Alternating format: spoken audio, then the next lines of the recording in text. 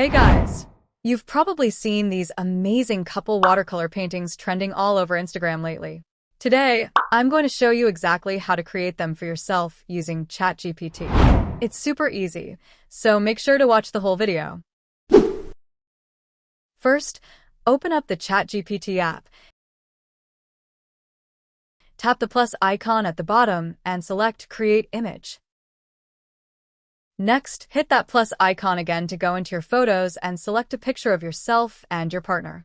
Once you've uploaded the photo, you're going to paste a specific prompt right here in the chat. I'll show you where to grab this prompt later in the video. After you paste it, hit the arrow and wait a few moments for the AI to work its magic. As soon as your custom painting is generated, just click on it and hit Save at the top to save it to your device. To get this prompt, just head over to the description below the video and simply copy it from there. Let me know what you think of this tutorial in the comments. See you in the next one.